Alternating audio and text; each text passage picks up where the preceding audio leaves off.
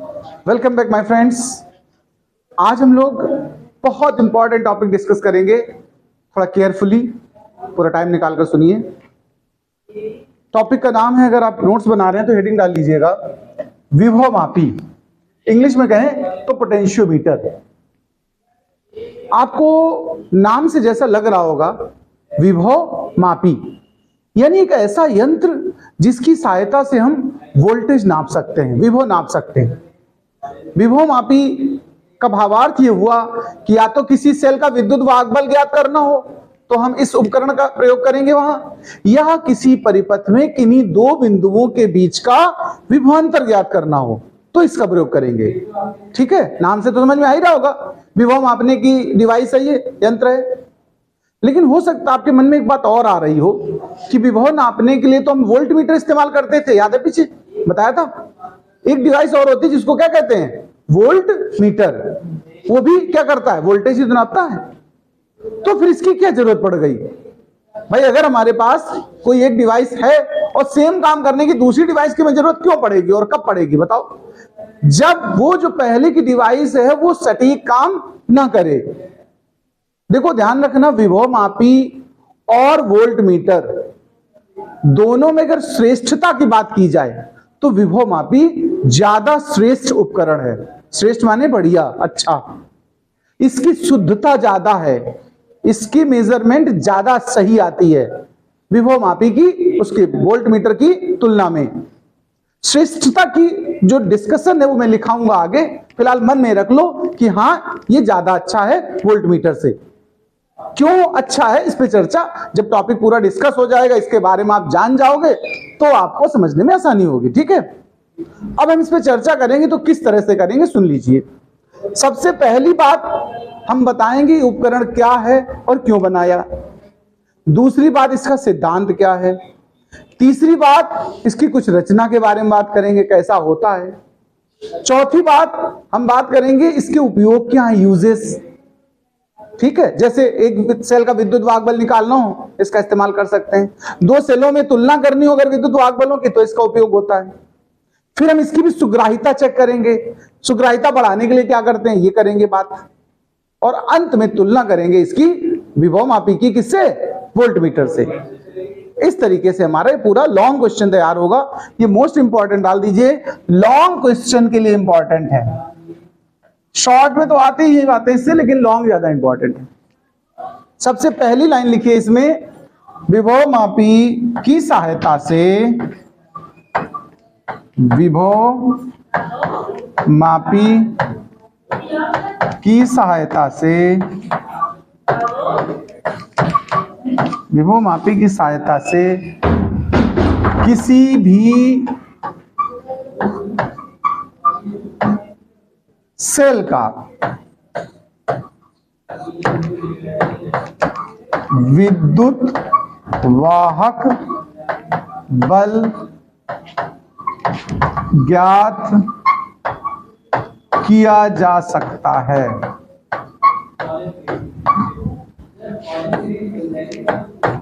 अथवा परिपथ के किन्हीं दो बिंदुओं, परिपथ के किन्हीं दो बिंदुओं के मध्य, परिपथ के किन्हीं दो बिंदुओं के मध्य विभवांतर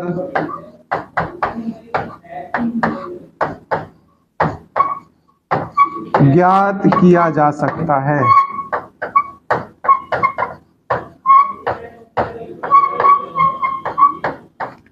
और भी अनुप्रयोग है, पहले तो इतना नाम लिखिए। अब हम इस पे बात करेंगे इसकी रचना के बारे में। किसके बारे में बात करेंगे, कंस्ट्रक्शन डालेंगे।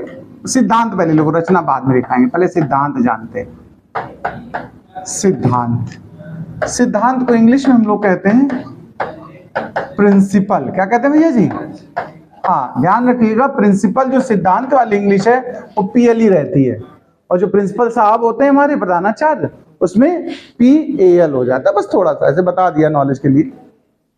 सिद्धांत इसका क्या है, ये अलग से भी 2 मार्क्स में पूछा जा सकता है सिद्धांत के बारे में, ठीक है। सिद्धांत के साथ इसका एक परिपथ डायग्राम भी बनाना है। रचना में अलग डायग्राम बनवाएंगे, सिद्धांत के अंदर एक डायग्राम है, जरा उसको पहले सुन लीजिए, फिर हम इसमें लिखना शुरू करेंगे। देखो ध्यान से सुनना एक एक बात। डायग्राम बनाना ही तो सबसे खास बात होती। परीक्षक जब चेक करता है कॉपी तो अक्सर उसकी पहली नजर किस पे जाएगी? डायग्राम पर। डायग्राम ठीक है तो 90% उसने मन में धारणा बना ली कि आपका सब आगे चीजें सही लिखी है। तो डायग्राम के लिए सुनिए जरा। सबसे पहली बात ध्यान रखना, इसमें एक तार होता है जो एक समान मोटाई का होता है। इसकी लंबाई 4 मीटर से लेकर 12-15 मीटर तक होती है। कितनी? 4 मीटर से लेकर 12-15 मीटर तक भी हो सकती है, ठीक है।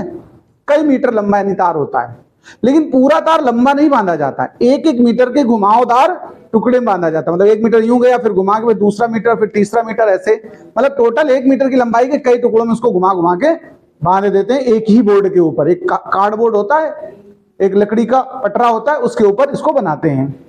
पहले उसको मैं थोड़ा ऐसे रफली बता दूं, कंस्ट्रक्शन आगे पढ़ाऊंगा तब आप जान लीजिए। जैसे एक तार लिया, 1 मीटर लंबाई हो गई, फिर 2 मीटर हो गई, फिर 3 मीटर हो गई, फिर 4 मीटर हो गई, ऐसे घुमा घुमा के लगा देते हैं।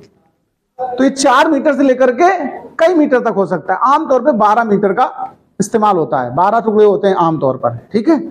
कम से कम 4 और ज्यादा से ज्यादा 12-15 टुकड़े भी हो सकते हैं। होता है एक ही तार, घुमा घुमा के, टुकड़ा मतलब काट के नहीं लगाना है, ठीक है। एक ही तार को घुमा घुमा के बांध देते हैं। अब 15 मीटर लंबा पटरा लोगे तो प्रैक्टिकल लैब तुम्हारी इसी भर की हो गई, है ना। इसलिए 1 मीटर के पटरे के ऊपर इसको बांधते हैं। लेकिन हम इतने तमाम डायग्राम नहीं इसमें बना रहे हैं तार, हम सिंपल एक सिंबल के फॉर्म में एक तार बना दिए AB। इसी की लंबाई आप मन में रख लो कि कई मीटर है, ठीक। इस AB तार से ध्यान रखिएगा हम लोग जोड़ेंगे एक सेल या बैटरी। क्या जोड़ेंगे? सेल या बैटरी, जो भी आप कहें।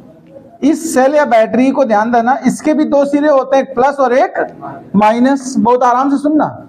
इसके बाद एक स्विच होता है, कुंजी बोलते हैं। क्या बोलते हैं? स्विच। इसके बाद एक रियोस्टेट होता है, रियोस्टेट को धारा नियंत्रक बोलते हैं। क्या बोलते हैं? शायद आपने कभी सुना हो, नहीं तो भी बता देंगे इसके बारे में भी थोड़ी सी बातें।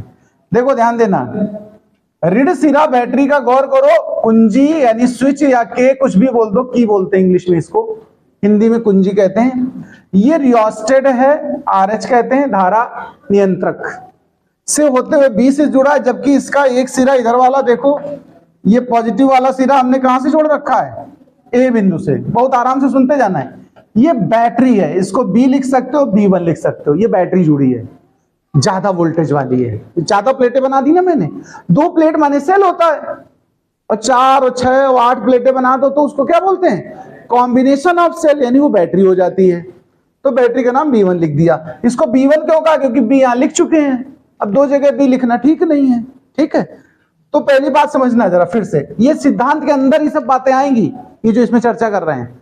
इसमें एक धातु का, मिश्र धातु का होता है, AB तार है। इसका A सिरा बैटरी के धन सिरे से जुड़ा है, जबकि B सिरा रियोस्टेट यानी धारा नियंत्रक, कुंजी और ऋण सिरे से मतलब B जुड़ा हुआ घुमा करके। इसका नाम लिख लेना यहां पर, धारा नियंत्रक। धारा नियंत्रक का मतलब भी जान लो, इंग्लिश में करंट कंट्रोलर कहते हैं। नाम से भी आइडिया लगता होगा, करंट को कंट्रोल करता है, धारा को नियंत्रित करता है। कैसे करता? सुनो, इसमें जितना ज्यादा प्रतिरोध बढ़ाते जाओगे धारा का मान उतना घटता जाएगा, प्रतिरोध घटाते जाओगे धारा का मान बढ़ता जाएगा। तो परिपथ में अगर कभी धारा कम ज्यादा करने का प्रयोग करना होता है तो हम लोग इस उपकरण का इस्तेमाल करते हैं। अब सुनिए, ये तो इस डिवाइस के बारे में हो गया। जिस सेल का मुझे विद्युत वाहक बल या विभवांतर ज्ञात करना होगा, उसको हम दूसरे हिस्से में जोड़ेंगे।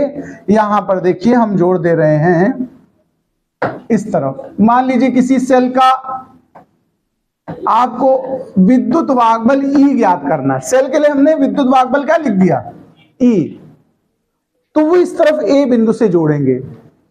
इसके बाद यहां पर गौर करने वाली बात है, इस जगह पर हम लोग गैल्वेनोमीटर यानी कि धारा मापी, ध्यान देना, गैल्वेनोमीटर को जोड़ेंगे। गैल्वेनोमीटर को हम लोग जी लिख देते हैं सिंपल।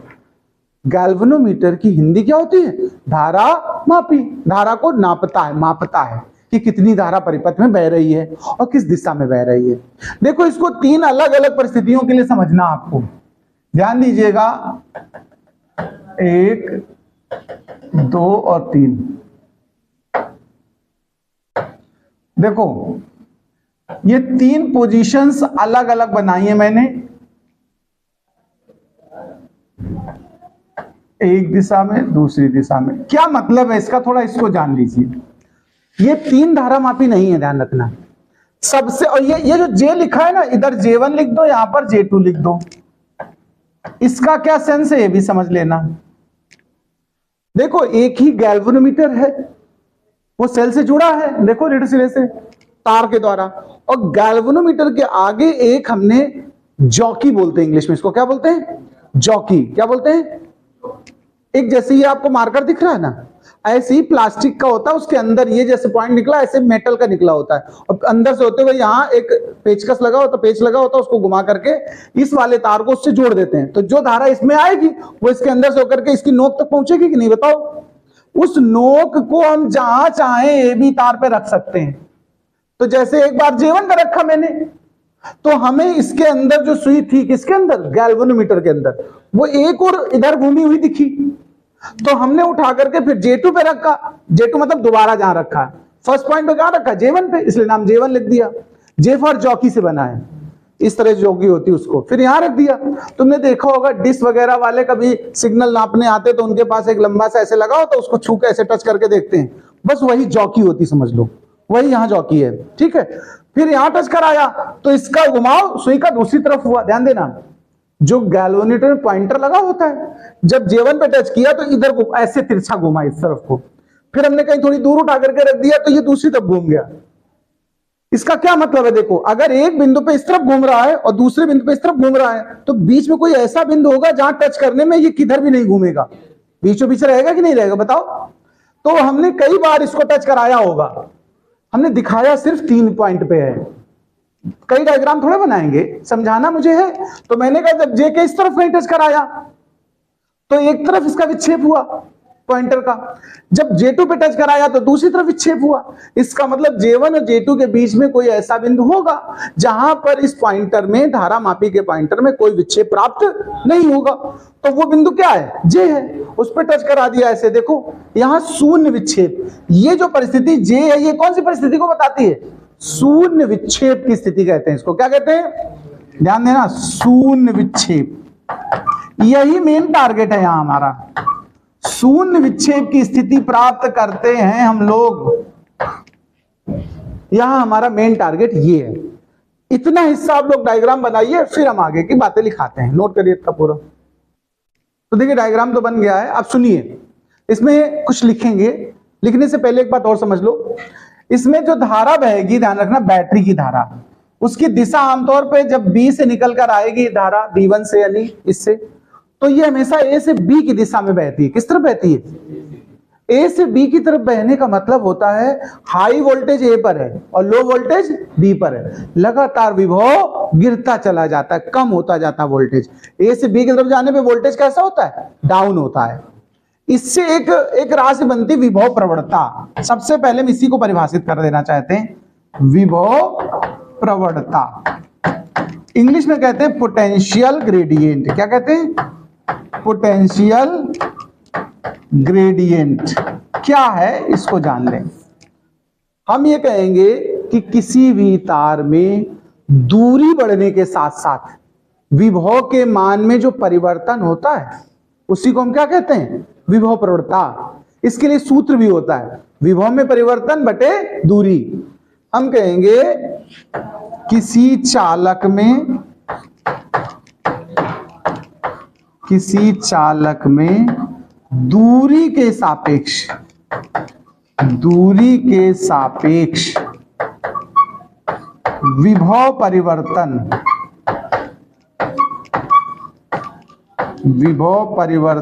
की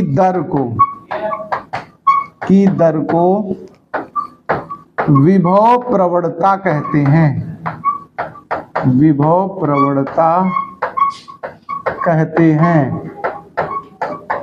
इसे के से प्रदर्शित करते हैं। काय से? के से प्रदर्शित करते हैं। सूत्र लिख लेना इसके लिए। के बराबर, मान लो विभव परिवर्तन भी है और दूरी जो भी होगी उसको हमने नाम क्या दे दिया? एल। तो ये विभव प्रवणता का इंट्रोडक्शन भी हो गया, अलग से भी एक नंबर भी पूछा जाता है। अब हम आइए इसके बारे में बात करते हैं। तो हम कहेंगे कि जो विभव मापी है, इसका जो तार ए बी है, इसका ए सिरा बैटरी के धन सिरे से जुड़ा है और तार ए बी बना किससे? धातु का। तो यहीं से अब लिखना शुरू करेंगे आप। इसमें विभव पड़ता चाहे जहां लिख देना, जरूरी नहीं कि सबसे पहले लिखो, आप बीच में लिख सकते हो, शुरू में लिख दोगे तो और अच्छी बात। लिखिए इसमें ए बी एक धातु का तार है। ए बी एक धातु का तार है या ए बी धातु का एक तार है, ये ज्यादा बेटर रहेगा। ए बी धातु का एक तार है, धातु का एक तार है जिसका ए सिरा बैटरी B1 के धन टर्मिनल माने भी सिरा ही होता है, टर्मिनल से जुड़ा है, जबकि दूसरा सिरा B बैटरी के ऋण सिरे से धारा नियंत्रक व कुंजी से होते हुए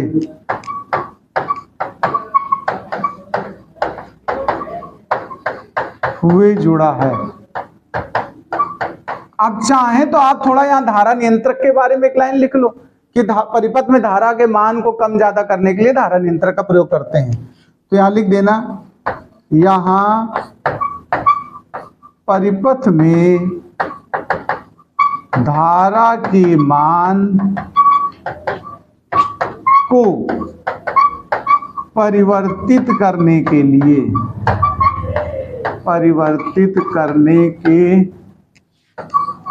लिए धारा नियंत्रक,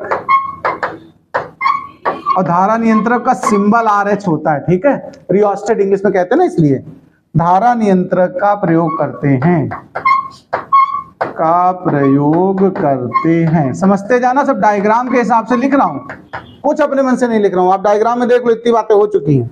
इसमें ये भी एक धातु का तार है, एक समान मोटाई का, ये भी लिख सकते थे, चीजें छूट जाती हैं। एक समान मोटाई का तार है, ठीक है, धातु का बना है। इसके ए सिरे से बैटरी का धन सिरा जुड़ा है और इसके बी सिरे से बैटरी का ऋण सिरा जुड़ा, लेकिन बीच में क्या जुड़ गया? धारा नियंत्रक और कुंजी। क्लियर बात? अब हम कहेंगे जिस सेल का हमें विद्युत वाहक बल ज्ञात करना है, देखो इसका ज्ञात करना है, जिस सेल का विद्युत वाहक बल ज्ञात करना होता है उसको ए सिरे से जोड़ देते हैं और उस सेल के ऋण सिरे से एक गैल्वेनोमीटर G जॉकी से ज्वाइंट रहता है। तो अब इसके बारे में लिखने वाले हैं। तो लिखिए, जिस सेल का विद्युत वाहक बल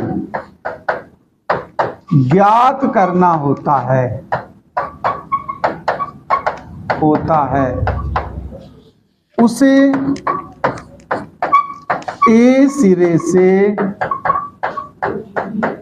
जोड़ते हैं तथा साथ में गैल्वेनोमीटर को हम लोग धारा मापी कहते हैं, साथ में धारा मापी व जॉकी, धारा मापी के ब्रैकेट में आप कैपिटल G लिख देना, ठीक है, धारा मापी के बगल में ब्रैकेट में क्या लिख देना, उसका सिंबल कैपिटल G और जॉकी का नाम J। धारामापी जी व जॉकी जे को जोड़ देते हैं, को जोड़ देते हैं। एक और बात बता देना कि बैटरी की जो धारा है वो ए सिरे से बी सिरे की ओर बहती है, इसलिए लगातार विभव का पतन होता जाता है ए से बी की ओर जाने पर। तो लिख देना बैटरी B1, बैटरी B1 की धारा सिरे ए से बी की ओर प्रवाहित होती है, प्रवाहित होती है। अतः ए से बी की ओर विभव पतन होता है। पतन माने कम होना, ठीक है, विभव पतन होता है। ये तो बात हो गई यहां तक की। अब हम कहेंगे सबसे पहले जॉकी को तुमने टच कराया कहां पर, J1 पर। कहां टच कराया है? तो देखो, यदि जॉकी को सर्वप्रथम बिंदु J1 पर तार AB में स्पर्श कराते हैं तो धारामापी में एक ओर विक्षेप प्राप्त होता है।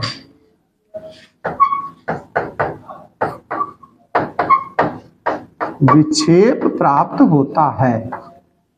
इसका क्या मतलब ये भी जान लो। जब तुमने ए पर, यहां पर देखो J1 पे टच कराया होगा तुमने यहां पर, तो एक्चुअल में ध्यान देना, मैंने अभी बोला ए से बी की ओर जैसे ही आप जाओगे धारा ऐसे बह रही है, तो विभव का मान गिरता चला जाता, कम होता जाता है। अच्छा, लेकिन विभव के अंतर की अगर हम बात करें, विभवांतर, विभवांतर मतलब होता है दो बिंदुओं के बीच के विभव का अंतर। तो पहले देखो यहां का, आप गौर करना, यहां का विभव VA हुआ और यहां का विभव क्या हुआ, J1 हुआ। इसका अंतर मैं तुलना करा रहा हूं, और A पर और J2 में अगर तुलना करी जाए तो विभव के अंतर में कहां मान बड़ा प्राप्त होगा, बताओ। देखो V से जैसे आगे बढ़ोगे वोल्टेज का मान डाउन होगा। तो आप मुझे बताओ, जो J1 का विभव होगा वो छोटा होगा कि J2 का विभव छोटा होगा? छोटा कहां होगा? J2 का मान छोटा होगा। तो जब J2 को घटाओगे VA में तब बड़ी वैल्यू आएगी कि J1 वाले को घटाओगे तब बड़ी वैल्यू आएगी? J2 पर ज्यादा मान तभी तो प्राप्त होगा। ध्यान देना, विभवांतर जैसे आगे बढ़ोगे विभव तो गिरेगा लेकिन विभवांतर बढ़ेगा।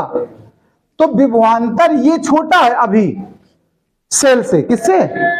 यानी जब J1 का विभव E से छोटा है, J1 का विभव E से छोटा है। एक बार फिर समझना जरा बात को, मैं चर्चा कर रहा था आपसे, प्लीज एक बार सुन ले कि यानी जैसे जैसे हम आगे, तो मैंने कहा अगर ऐसी परिस्थिति हो, ध्यान देना जरा, कॉन्सेप्ट पे वापस आते हैं। अगर इसका जो विभवांतर है, विद्युत वाहक बल है E, ये बड़ा हो और यहां का A से J1 का वोल्टेज छोटा हो, यही बात लिखनी भी हमें है।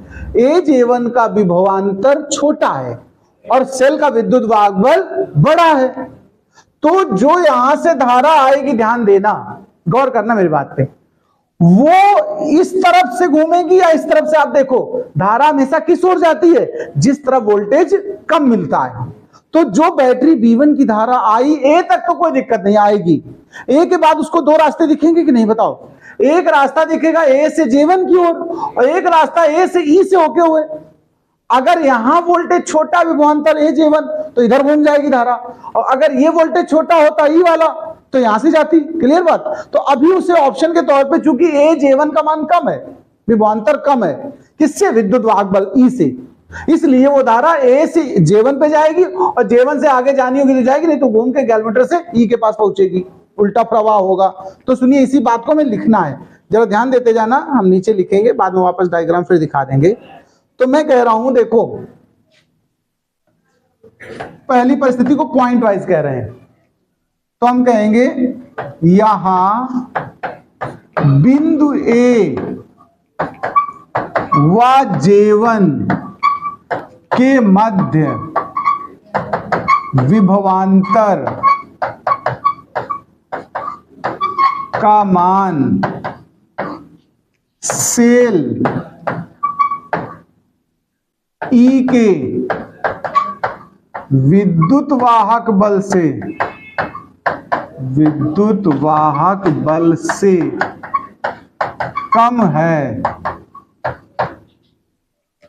अर्थात इसका मतलब अगर लैंग्वेज में ना लिखते हम तो हम कहते हैं वोल्टेज ए और J1 का वोल्टेज का मान E से कैसा है, छोटा है। तो धारा प्रवाह की दिशा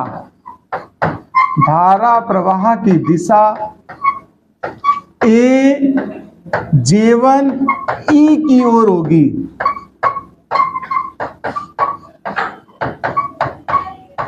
यानी धारा मापी में एक धारा बहेगी जिसका रास्ता कहां से गुजरेगा, जरा देखना, जरा जिसका रास्ता कहां से गुजरेगा ये समझना। मैंने कहा ये धारा इस बार यहां से A से J1 से गैल्वेनोमीटर में तो जाएगी ही और साथ में इधर घूम जाएगी ऐसी। ये इस समय नहीं है भाई, है तो ये तीनों एक ही चीज को बता रहे हैं, अलग अलग बार टच कराया। जब यहाँ टच कराया तो ये हिस्सा थोड़ा दिखेगा तुम्हें, ये थोड़ा है, फिर दोबारा यहाँ टच कराएंगे, एक ही चीज को 3 स्टेप पे दिखा दिया। तो जब J1 पे टच करा तो यही तो गैल्वेनोमीटर है, तो यहां से धारा यूं घूम जाती है। ये धारा के प्रवाह की दिशा A J1 E। दोबारा हमने कुछ दूरी पे टच कराया J2 पे, अब इसके लिए लिखना है लेकिन समझ लो। जब J2 पे टच कराएंगे तो हम कहेंगे जो A J2 के बीच का विभवांतर है वो सेल के विद्युत वाहक बल से ज्यादा हो गया इस बार। तो बैटरी B1 की धारा क्या इधर घूमेगी कि इधर जाएगी, बताओ, जिधर कम वोल्टेज। तो अब बैटरी B1 की धारा A से E से होकर के J2 और J2 से फिर B की तरफ प्रवाहित होगी। बात समझना। तो जब पहले इधर विक्षेप हुआ था पॉइंटर में, तो दूसरी तरफ विक्षेप होगा क्योंकि धारा का रास्ता बदल गया। पहले इधर से आके गैल्वेनोमीटर घुस रही थी, अब गैल्वेनोमीटर से होकर के आगे निकल रही है, उल्टा प्रवाह हुआ। तो अब इसके लिए जरा लिखते हैं, देखो अगले पॉइंट पे, पॉइंट वाइज सुनते जाना चीजें। हम सेकंड पॉइंट लिखने वाले हैं इसको। तो हम कहेंगे जब जॉकी को बिंदु J2 पर स्पर्श कराते हैं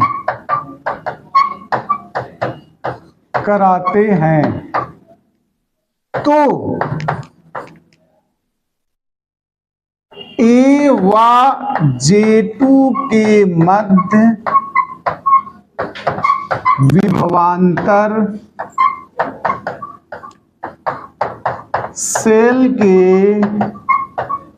विद्युत वाहक बल E से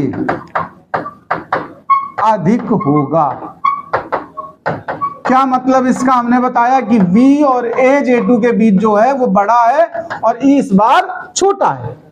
अतः धारा किसकी धारा ये भी बता देना। अतः बैटरी B1 की धारा, बैटरी B1 की धारा AE J2 के मार्ग से प्रवाहित होगी,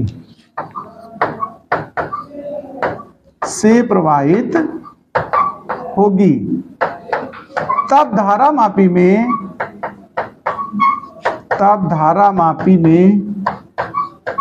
ये धारा मापी का नाम G लिखा मैंने। तब धारा मापी में विक्षेप दूसरी दिशा में दिखेगा, विक्षेप दूसरी दिशा में होगा।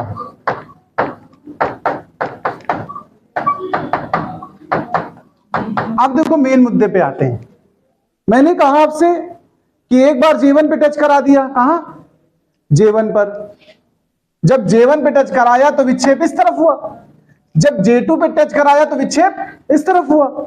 इसका मतलब J1 और J2 के बीच में कहीं ना कहीं एक बिंदु ऐसा होगा जहां अगर टच कराएं जॉकी को तो ना विक्षेप इधर होगा ना उधर होगा। और अगर धारा मापी में विक्षेप ना हो तो इसका मतलब धारा नहीं बह रही है। और धारा नहीं बहने का मतलब क्या हुआ पता है? इससे अगर धारा बहे ही ना, देखो ध्यान देना, जब इससे धारा गुजरेगी ही नहीं तो इसका मतलब है जो यहां से यहां का विभवांतर है, ध्यान देना, ए से जे के बीच का, वो किसके बराबर है? सेल के विद्युत वाहक बल के। इसी वजह से तो धारा यहां तक तो आई, लेकिन दोनों जगह बराबर वोल्टेज है, इसलिए धारा प्रवाहित नहीं हुई आगे। भाई वाटर लेवल तो जानते होगे, अगर एकदम प्लेन लेवल हो, समतल हो और पानी डालो तो क्या बहेगा? पानी हमेशा लेवल में थोड़ा अंतर होगा, टेढ़ा मेढ़ा, तभी तो बहेगा।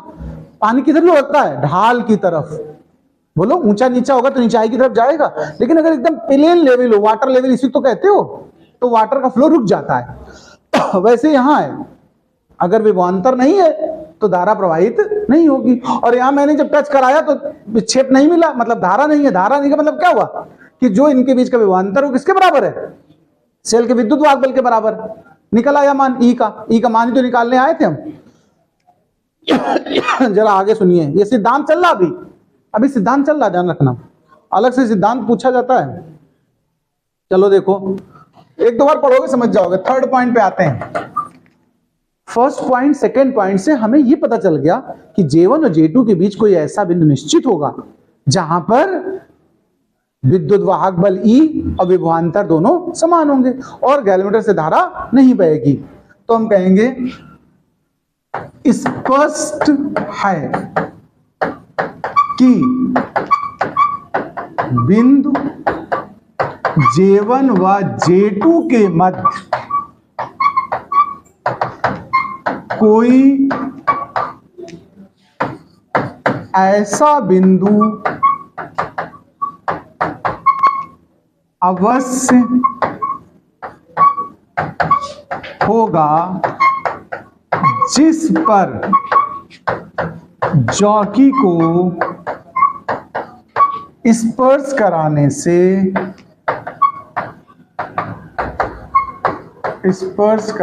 से धारा मापी में शून्य विक्षेप प्राप्त होगा। शून्य विक्षेप प्राप्त होगा। अतः VAJ, ध्यान देना, जे पे टच कराया था, VAJ बराबर किसके होगा? सेल के विद्युत वाहक बल के। ठीक है, अब हम किस परिणाम पे पहुंच रहे हैं? अब देखो, हम इस बात पे क्लियर हो गए कि विभवांतर जो है, विभवांतर बराबर किसके हो गया? विद्युत वाहक बल के। अब VAJ को ही हम सिंपल, अगर सिंबल में लिखें तो V लिख देंगे, तो V किसके बराबर हो गया? E के। अच्छा, विभव प्रवणता से हमने एक सूत्र सिखाया था, K बराबर क्या था? V/L। तो V को हम क्या लिख सकते बताओ? KL नहीं लिख सकते हैं। तो हम परिणाम पे पहुंचे, V बराबर E बराबर KL। देखिए, हमें वो लंबाई पता चल जाएगी स्केल से नाप करके जहां पर शून्य विक्षेप आया होगा। प्रैक्टिकल भी है ये, जहां शून्य विक्षेप आया होगा उसकी लंबाई निकाल सकते हो। और तार की विभव प्रवणता हमको ज्ञात होती है आमतौर पर, ठीक है। तो उसमें अगर गुणा करेंगे तो क्या मिल जाएगा? विद्युत वाहक बल।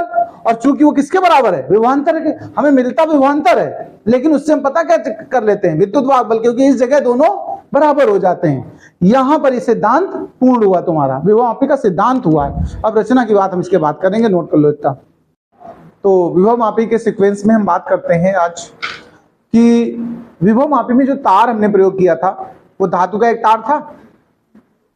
उस धातु के तार की अगर हम विभव प्रवणता ज्ञात करना चाहें तो इसके लिए हमको कोई सेल पहले से ऐसा लेना है जिसका विद्युत वाहक बल पता हो। ध्यान रखना मेरी बात को। जिस विभव मापी का प्रैक्टिकल में प्रयोग करेंगे उसकी तार की विभव प्रवणता फिक्स रहती है। तार का क्वालिटी है ना, K = V/L। देखो, विद्युत वाहक बल पता कर लो तुम पहले, या पहले से पता हो किसी सेल का, उसको पहले ले लो एक बार। मतलब उदाहरण के लिए ऐसे समझिएगा, मान लीजिए हमें किसी सेल का विद्युत वाहक बल चाहिए जिसका ज्ञात नहीं है। उसको ज्ञात करने से पूर्व पहले किसी ऐसे सेल का इस्तेमाल करो जिसका हमें पहले से पता हो। जैसे मैं एक बताता हूं, वेस्टर्न कैडमियम सेल होता है, उसका विद्युत वाहक बल 1.084 होता है। कितना होता है? 1.084 वोल्ट। वो सेल मान लो हमने पहले लिया, उसकी सहायता से शून्य विक्षेप की स्थिति प्राप्त की। मेरी बात को सुनिएगा जरा, हम लोग निकालने जा रहे हैं टॉपिक, इसी टॉपिक का अंदर का पार्ट है विभवमापी का। देखो विभवमापी का परिचय पीछे हो चुका है, सिद्धांत हो चुका है। अब हम उसके आगे के हिस्से पे बात करते हैं। लॉन्ग क्वेश्चन के लिए बात हो रही है। विभवमापी की या विभव प्रवणता का मान ज्ञात करना, कैसे ज्ञात करते? तो हम कहेंगे, अभी पीछे कॉन्सेप्ट सिखाया तुमको मैंने, याद है? E is equal to V is equal to KL, ये फॉर्मूला आया था सिद्धांत में, आया था। मान लीजिए कि जब हमने कैडमियम का सेल इस्तेमाल किया है, देखो विभव प्रवणता ज्ञात करने के लिए, मेरी बात को सुनना ध्यान से, विभव प्रवणता ज्ञात करने के लिए एक प्रमाणिक सेल, यहां प्रमाणिक सेल का हमारा तात्पर्य ऐसा जिसका विद्युत वाहक बल हमें एग्जैक्ट पता हो। एक प्रमाणिक सेल, उदाहरण में हम लिख दे रहे कैडमियम सेल,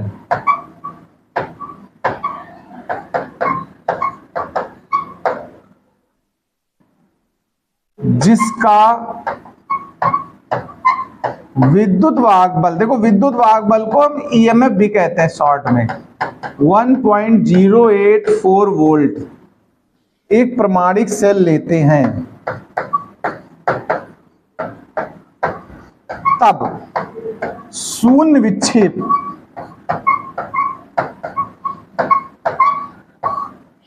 L डैश पर प्राप्त होता है।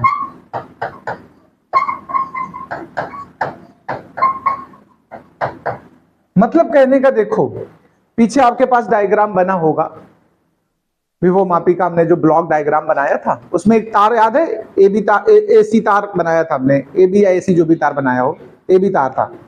ए बी तार में जहां टच कराने पर जीरो विक्षेप मिल जाए धारा मापी में, उसी को शून्य विक्षेप की स्थिति कहते हैं। अब वो कितनी लंबाई पे मिला है? 1 मीटर पे हो सकता है, 2.5 मीटर पे हो सकता है, 5.5 मीटर पे हो सकता है, कहीं भी हो सकता है। तो उस लंबाई को हमने एग्जैक्ट मान न लिख के हमने उसको केवल L डैश कह दिया। क्या कह दिया? कि L डैश वाली दूरी पर हमें जाके शून्य विक्षेप मिला। तो शून्य विक्षेप की स्थिति के लिए ध्यान रखना, अगर हम कहें कि सेल का जो अभी जो तुमने सेल यूज किया है प्रमाणिक वाला, उसका विद्युत वाहक बल E है, E बराबर K इंटू L डैश होगा कि नहीं होगा? क्यों? E बराबर V इक्वल टू KL था, L को हमने L डैश मान लिया। तो विभव प्रवणता अगर हमें ज्ञात करनी है तो E अपान में L डैश हुआ। E मतलब इस सेल का कितना है? इस सेल का जो अभी तुमने यूज किया 1.084, और L डैश मान लो 2 मीटर पे मिल गया तुम्हें, कितनी दूरी पे? हमने L डैश को यहां क्या मान लिया? हमारा जो शून्य विक्षेप है वो मान लीजिए 2 मीटर पर मिला मुझे। तो विभव प्रवणता का मान देखिए कितना आने वाला, लगभग 0.542 आ जाएगा कि नहीं बताओ? वोल्ट पर मीटर। ये विभव प्रवणता ज्ञात हो गई। जब हम अपने इंस्ट्रूमेंट में जो तार इस्तेमाल किया हमने विभवमापी में, उसकी विभव प्रवणता निकाल के रख लें, तब फिर किसी भी सेल का विद्युत वाहक बल आप ज्ञात कर सकते हो। यानी निकालना हमको सेल का विद्युत वाहक बल ही है, लेकिन उसके लिए पहले ऐसे विद्युत वाहक बल का इस्तेमाल किया जिसका हमें पहले से ज्ञात है मान, पहले उसको ले लिया, उसकी सहायता से क्या निकाला कि अब नए वाले सेल का जो तुम लगाओगे उसका विद्युत वाहक बल आसानी से निकाला जा सकेगा। ये पॉइंट नोट करिए, फिर आगे की बात करते हैं। अब हम बात करेंगे विभवमापी की सुग्राहिता पर। सुग्राही को इंग्लिश में सेंसिटिव कहते हैं। क्या कहते हैं? तो हेडिंग तो पहले डाल ही लेना आप कि विभवमापी की सुग्राहिता। अब हम इस पे चर्चा करते हैं, जरा ध्यान देना प्लीज। सेंसिटिव का मतलब थोड़ा सा भी अगर कुछ एक्शन किया जाए तो उसका परिणाम ज्यादा मिले, तभी तो सेंसिटिव बोलते हो। गर्ल्स को कहा जाता है थोड़ा डांट दे तो कहो रोने लगे, टेसुबा आती हैं, ऐसा कहा जाता है। लड़कों पे कोई असर नहीं पड़ता है, चाहे तुम मारते चले जाओ, गिरा दो, मर्द को दर्द नहीं होता बताते हैं, ऐसा सुना हमने, है ना। मतलब मर्द को दर्द नहीं, इसका मतलब पता क्या है, उसमें सेंस नहीं है, वो नॉन सेंस है। क्या है? अरे भाई मर्द को दर्द नहीं मतलब सेंसिटिव नहीं है तो कहोगे मार के प्रति, और सेंसिटिव ना हो उसको क्या कहोगे आप? नॉनसेंस। लड़कियां सेंसिटिव होती मतलब सेंसफुल होती हैं, उनमें बहुत सेंस होता है। छुई मुई का पेड़ सुना है, पौधा सुना है, डोंट टच मी, तो उसमें टच मी होता है। हम तो लगता है डोंट टच मी, क्योंकि टच करोगे तो सिकुड़ जाता है, वो सेंसिटिव होता है। तो टच मी मान लो जो भी, हम तो कहते डोंट टच मी।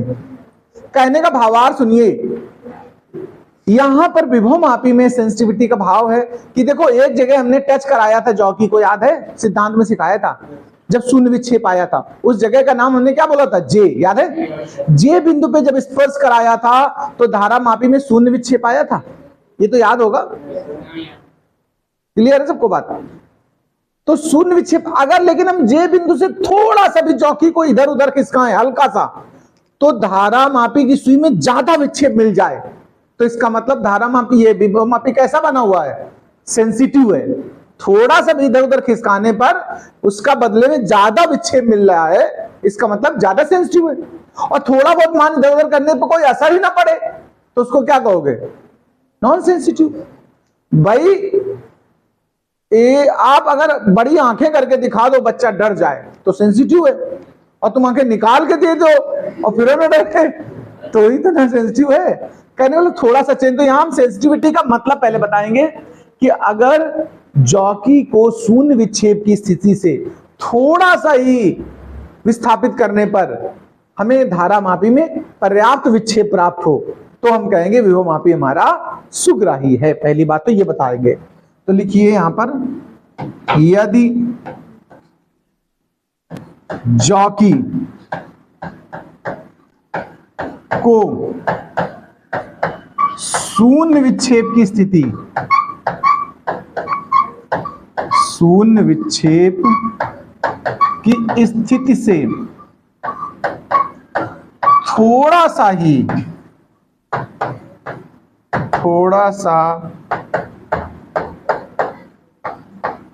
खिसकाने पर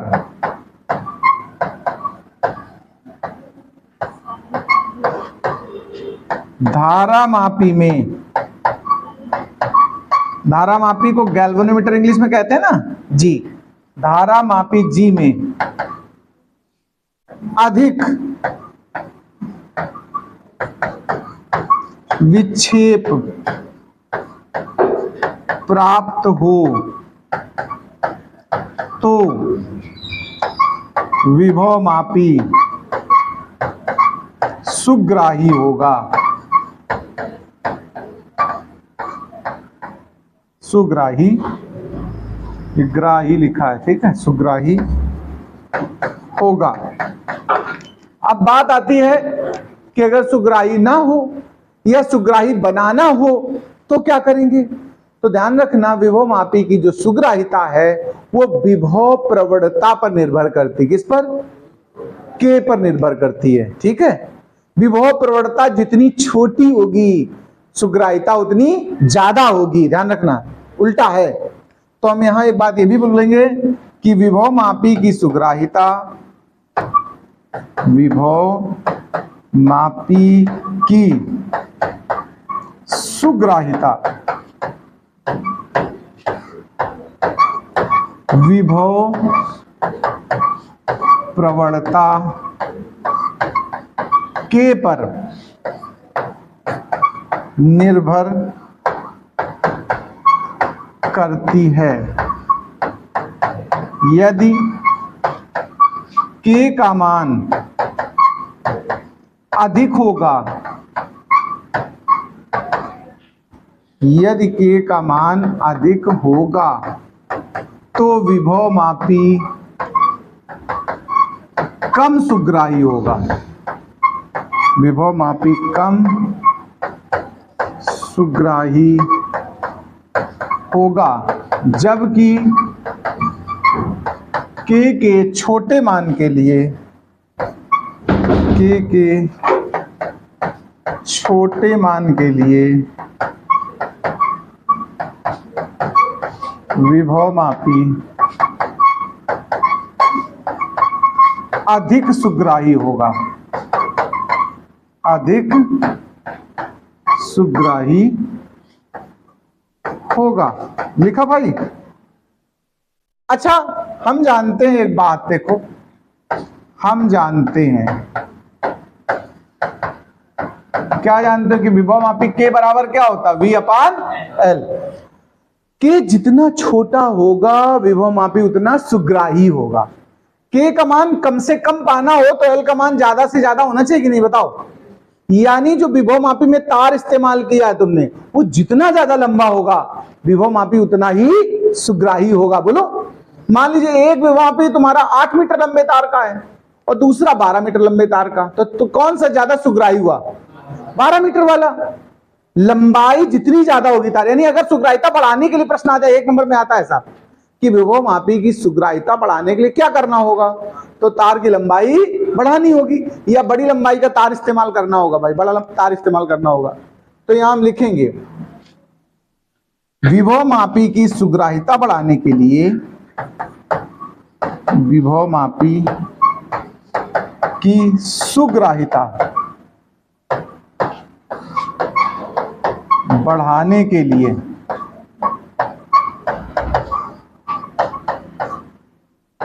तार की लंबाई, तार की लंबाई बढ़ानी होगी।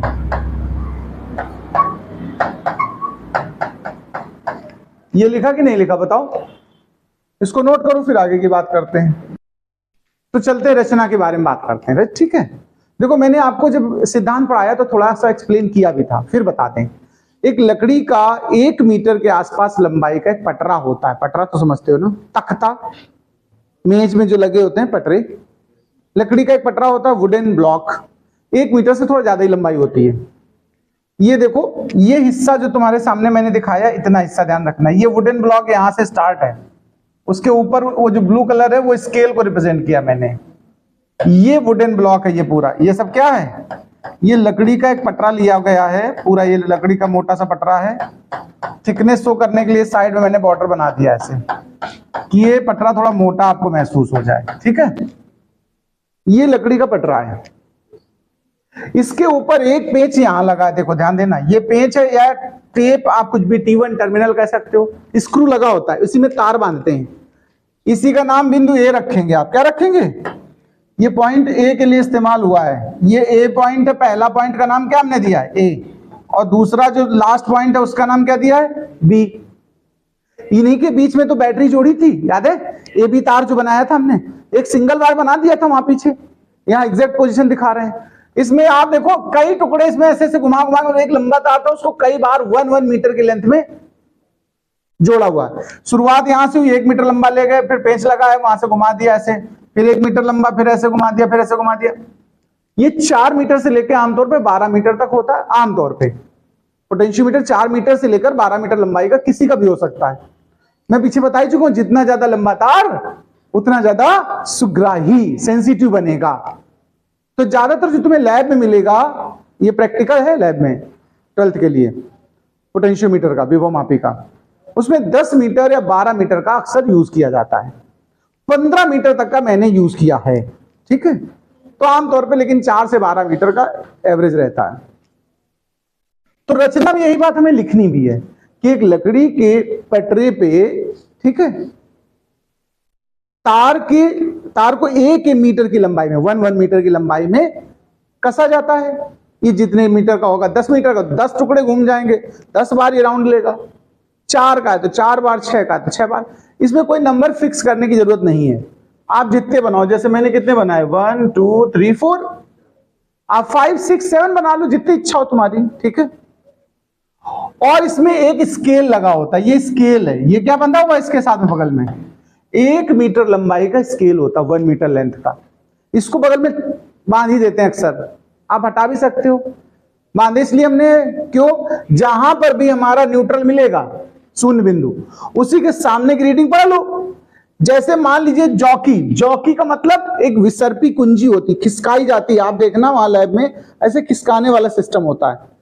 उसमें नीचे एक जगह टच करती है वो तार को, सब जगह नहीं टच करेगी। ट्राईपॉड की तरह होता है जॉकी, ध्यान रखना। अब जॉकी का हम स्टाइल बनाते हैं थोड़ा, देखो जॉकी कैसी होती है समझना जरा। इस तरह ट्राईपॉड की तरह ट्रायंगुलर होता है जॉकी।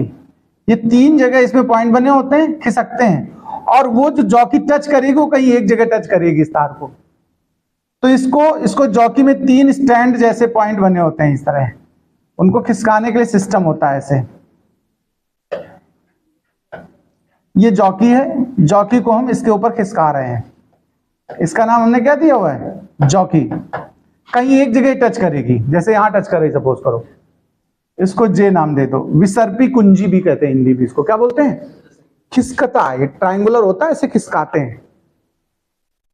तो ये ट्रायंगुलर शेप में ये जॉकी है हमारी। ये जहां पर भी टच करेगी, जैसे सपोज करिए न्यूट्रल पॉइंट के लिए यहां टच हो रही, जब इस जगह टच कर रही थी, और करिएगा, तो ये 40 सेंटीमीटर के सामने थी। कितने सामने थी? लेकिन पहले से एक पूरा तार पार कर चुकी कि नहीं कर चुकी, बताओ। ध्यान देना, हमें लंबाई नापने में आसानी रहेगी। पूरा 1 मीटर तो पूरा तार, जितने टुकड़े बाद आप बढ़ोगे, जैसे 2 तार पूरे पार हो चुके हों जीरो लाने के लिए, तो 2 मीटर तो वो हो गया, प्लस बचा हुआ एक्स्ट्रा। और जैसे ये 40 के सामने छू रहा, तो इधर से कितना हिस्सा इसने कवर कर लिया, 60। कितने सेंटीमीटर कवर छू रहा, देखो टोटल 1 मीटर, लेकिन ये तार यहां से आगे बढ़ा है ना, तो यहां इस 40 के सामने छुआ, तो इधर का हिस्सा लेंगे तुम लोगे, तो 1 मीटर 60 सेंटीमीटर। लेकिन अगर यही चौकी हमारी उस जगह की जगह कहीं न्यूट्रल पॉइंट दूसरी जगह आता, हमारा मान लो इस जगह आता न्यूट्रल पॉइंट, और ये मान लीजिए 70 के सामने है, 80 के सामने है, तो कितने टुकड़े पार हो चुके हैं देखो, 1 मीटर 2 मीटर पूरा हो चुका है, और 80 सेंटीमीटर और, तो 2.80 मीटर आता कि नहीं आता। एल का मान, एल माने होता है शून्य विक्षेप की पोजीशन, बात समझते हो। तो शून्य विक्षेप की स्थिति ज्ञात करने के लिए इसका इस्तेमाल होता है। अभी तो रचना में मैंने पूरा ये आपको दिखा दिया, तो रचना में लिखना क्या है, इसको मैं लिख रहा हूं, आप लिखते जाइए साथ में। बना तो लेना, डायग्राम तो बना ही लोगे आराम से, डायग्राम बना लोगे कि कोई दिक्कत है। अब इसके बाद हम रचना की बात करते हैं, तो लिखिएगा इसमें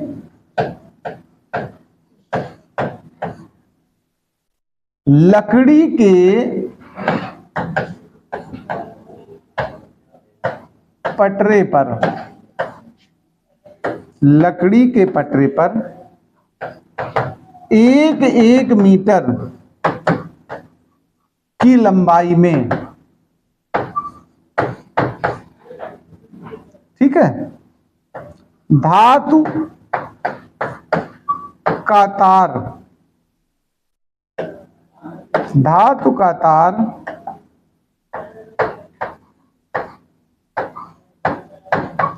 जिसकी कुल लंबाई, जिसकी कुल लंबाई 4 से 12 मीटर तक होती है, बंधा होता है। इतना पहले लिखो, फिर और आगे की बात बताता हूं मैं।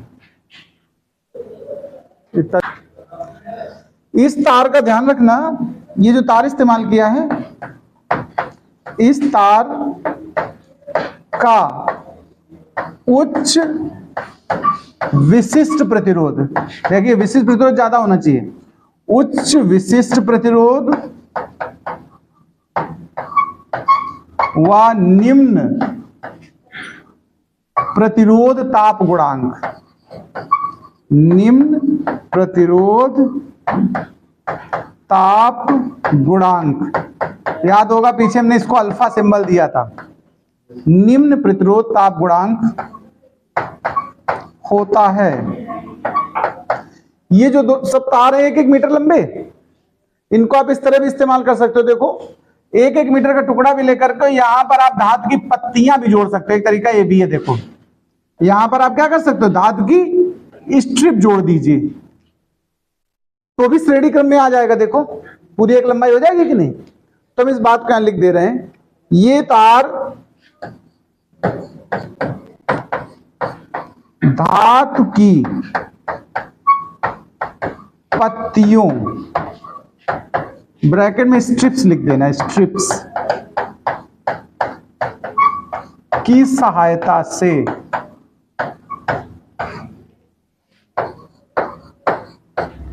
श्रेणी क्रम में बंधे होते हैं, श्रेणी क्रम में बंधे होते हैं। और विक्षेप, शून्य विक्षेप की स्थिति ज्ञात करने के लिए विसर्पी कुंजी का इस्तेमाल करते हैं और इसका मान पढ़ने के लिए एक स्केल का प्रयोग करते हैं। इन तारों के ऊपर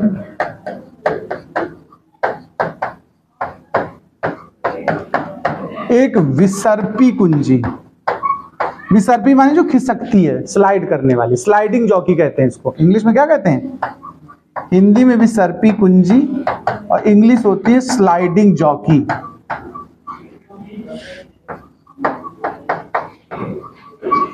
स्लाइडिंग जॉकी, विसर्पी कुंजी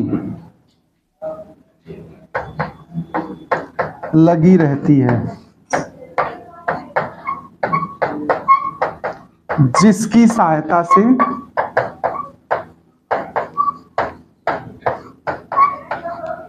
शून्य विक्षेप की स्थिति प्राप्त करते हैं। शून्य विक्षेप की स्थिति प्राप्त करते हैं।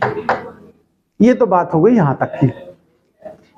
अब हम कहेंगे कि रीडिंग याद करने के लिए एक स्केल या पैमाना, हिंदी में उसको क्या बोलते हैं? पैमाना लगा रहता है। मान पढ़ने के लिए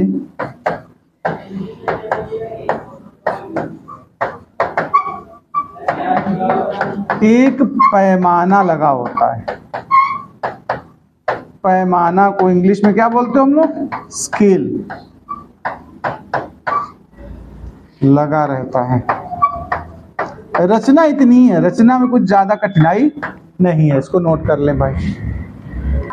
देखिए, हम बात करेंगे विभव मापी के अनुप्रयोग या उपयोग या यूजेज या एप्लीकेशन, जो कहना चाहो। विभव मापी के वैसे मुख्यतः 3 यूज हैं।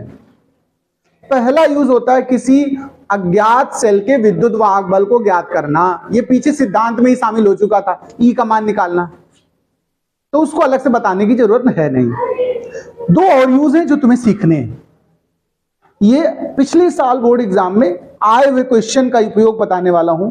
उसमें आया था कि विभव मापी का सिद्धांत बताइए, रचना बताइए और 2 सेलों के विद्युत वाहक बल की तुलना कीजिए।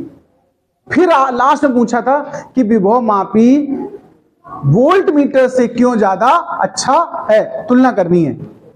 तो वो हम बाद में करेंगे चर्चा। पहले उपयोग पे आते हैं, तो हेडिंग तो पहले डालेंगे आप लोग। हेडिंग डालेंगे विभव मापी के उपयोग, यूजेज या एप्लीकेशंस ऑफ पोटेंशियोमीटर। ये तो हेडिंग हो गई। 2 सेलों के विद्युत वाहक बलों की तुलना करना, compare EMF of 2 cells, right. सुनिए डायग्राम ध्यान से। देखो, डायग्राम में विभव मापी का इतना पूरा हिस्सा विभव मापी है। क्या क्या इसमें विभव मापी? मैंने याद होगा जब बताया था तो एक बैटरी जोड़ने को बताया था, आपको याद है?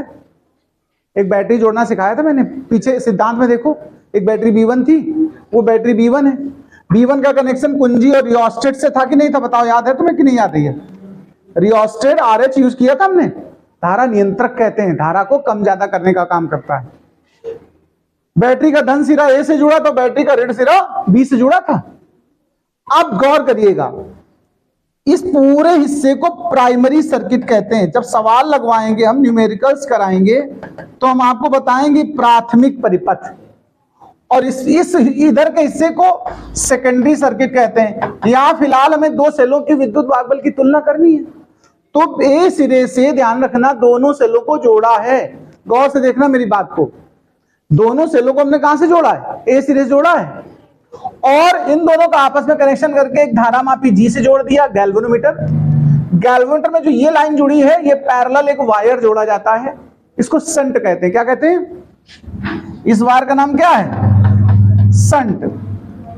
मतलब ज्यादा करंट गैल्वेनोमीटर से ना गुजर जाए। अगर ज्यादा धारा यहां से गुजरेगी तो ये खराब हो सकता है। थोड़ी धारा इसके अंदर से गुजरनी चाहिए, बाद बाकी कहां से गुजर जाए? बाहर से। ऐसे एक बगल से तार जोड़ा जाता, उसी को संट कहते हैं। जैसे ट्रैफिक कंट्रोल के लिए बाईपास बनाते हैं सड़क के साइड से, बस वही है। ये स्केल लगा हुआ है तो जान नहीं गए आप।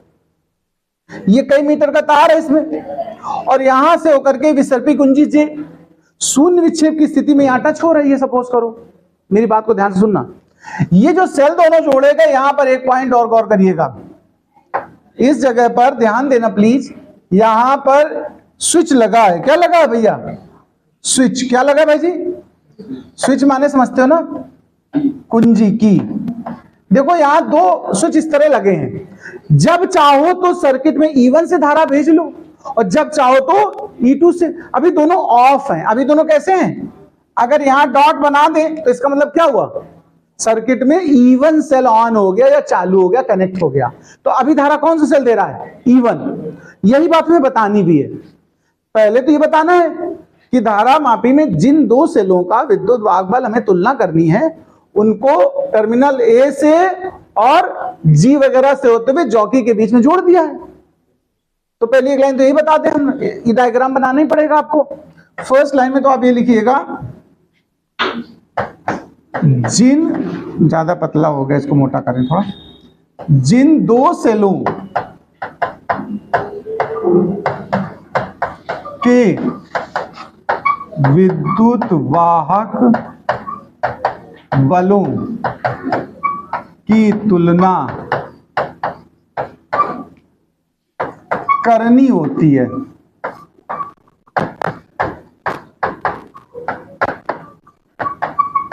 उन्हें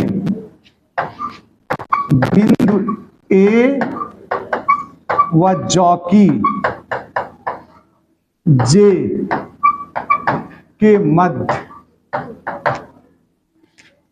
धारा मापी जी से होते हुए, जी से होते हुए जोड़ते हैं।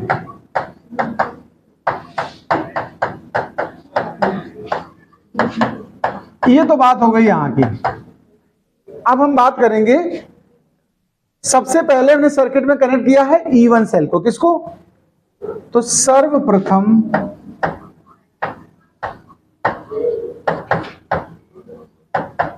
कुंजी के, देखो ध्यान देना, इस कुंजी का नाम केवल लिखा है, और यहां जो कुंजी लगी उसका नाम हमने क्या लिखा है? के। ये दोनों के लिए के इस्तेमाल है, आप चाहें तो बीच में लिख देना इस जगह के, ऊपर वाले भी के बोलेंगे, नीचे वाले भी के बोलेंगे। तो हम कहेंगे सर्वप्रथम कुंजी केवन की सहायता से सेल E1 की सहायता से, गुड इवनिंग, सेल E1 की धारा परिपथ में भेजते हैं, तब शून्य विक्षेप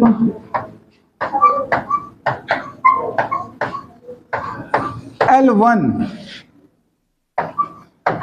लंबाई पर प्राप्त होता है। जरा इस पे गौर करिएगा। हमने कहा जब पहला सेल कनेक्ट किया, देखो फर्स्ट वाला E1 की वजह से धारा आई, तो बार बार जॉकी को कई जगह टच करा के देखा, किसी एक बिंदु पे जाके तुम्हें शून्य विक्षेप मिलेगा। उस बिंदु को हमने क्या नाम ले लिया? जे। इस समय जो लंबाई है टोटल वो नापी, कुछ भी निकलेगी 2, 2.5, 3 मीटर, तो उसको हमने नाम लेकिन क्या लिखा? L1। पहले सेल का यूज किया ना, तो विद्युत वाहक बल उसका इस्तेमाल हो रहा है E1, तो शून्य विक्षेप की लंबाई का नाम क्या कह दिया? L1। बोलो भाई, E1 और L1। तो ऐसी स्थिति में अगर हम आपसे कहें, ध्यान देना, E बराबर KL एक सूत्र होता कि नहीं होता? पीछे पढ़ाया है सिद्धांत में। तो E1 बराबर क्या हो जाएगा? KL1। क्या हो जाएगा? नहीं होगा, बताओ। K होता है विभव प्रवणता, वो तार की होती है, तो तार तो वही इस्तेमाल हो रहा है, इसमें K1 K2 नहीं लगाना है। एक समीकरण आ गया, देखो पुनः E1 को डिस्कनेक्ट, डिस्कनेक्ट समझते हो? डिस्कनेक्ट करके, आप हिंदी में लिख दो तो विलग करके, अलग करके, हटा के, कुछ भी कर दो। E1 को डिस्कनेक्ट करके सेल E2 को जोड़ते हैं। आप किसको जोड़ा है? E2 को जोड़ते हैं।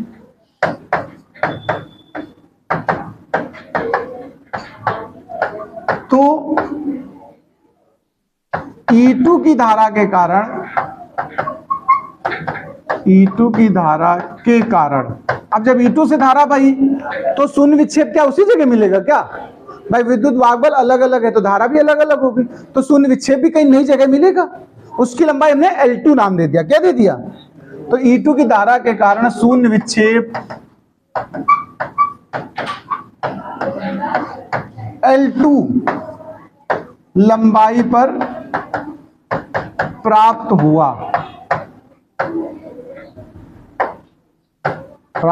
अतः अब अगर ऐसे समीकरण बनाए तो क्या बनेगा? सोचो, गेस करो। E2 बराबर K L2 नहीं बनेगा। और हमें तुलना ही तो करनी है। हमें क्या करनी है? तुलना करने में क्या करो? समीकरण का भाग कर दो। देखो समीकरण 1 बटे समीकरण 2 कर दो, तो E1 बटे E2 करो जरा, देखो के कट जाएगा कि नहीं कट जाएगा बताओ। तो आंसर क्या आया? L1 अपान L2। और लंबाई तो तुमने स्केल पे देख के पढ़ ही ली होगी। लंबाई के मान रखोगे अपने आप विद्युत वाहक बलों की तुलना हो गई, कौन ज्यादा कौन कम, बोलो अनुपात प्राप्त हुआ। ये पहला अनुप्रयोग हो गया, नोट करो इसको फटाफट। Welcome back once again. हम लोग विभव मापी पढ़ रहे हैं, सिद्धांत, रचना और एक अनुप्रयोग हो चुका है। उसमें हमने आपको सिखाया था कि दो सेल अगर हैं उनके विद्युत वाहक बलों की तुलना करनी हो। इसका एक और अनुप्रयोग हम लोग अभी सीखने वाले हैं। तो इस अनुप्रयोग का आप नाम डाल दें हेडिंग में, ये सेकेंड यूज है। किसी प्राथमिक सेल का, प्राइमरी सेल, किसी प्राथमिक सेल का आंतरिक प्रतिरोध ज्ञात करना। इंग्लिश में कहे तो कहेंगे to find internal resistance of a primary cell. इस जो इंटरनल रेजिस्टेंस का जो हम सिंबल बनाते हैं वो क्या बनाते हैं? Small R. हम स्मॉल आर फाइंड करना चाहते हैं। अब थोड़ा डायग्राम पे बात कर लेते हैं। देखिए जरा ध्यान से सुनिए। आपके पास इस डायग्राम में जो A से लेकर के B तक का पूरा तार है, यहां A से और यहां B तक का, ये पूरा तार कई बार ऐसे घूम करके बना है। ये विभव मापी का ओरिजिनल वाला तार है जो धातु का है, समान मोटाई का है। ये विभव मापी में लकड़ी के पटरे पे बंधा होता है, श्रेणी क्रम में है पूरा तार। 4 मीटर से लेकर 12 मीटर इसकी लंबाई होती है। तो ये तो हो गया वो। ये मैंने आपको स्केल बना के दिखाया है। ये क्या दर्शा दिया मैंने आपको? स्केल, पटरी। पटरी मतलब समझते हो ना, पैमाना, मीटर, कुछ भी कह सकते हो। इसमें सेंटीमीटर अंकित है सब, 10, 20, 30, 40, 50, 60, पूरा 1 मीटर लंबा है। ठीक है, इससे हम डायरेक्ट रीडिंग पढ़ने का काम करेंगे।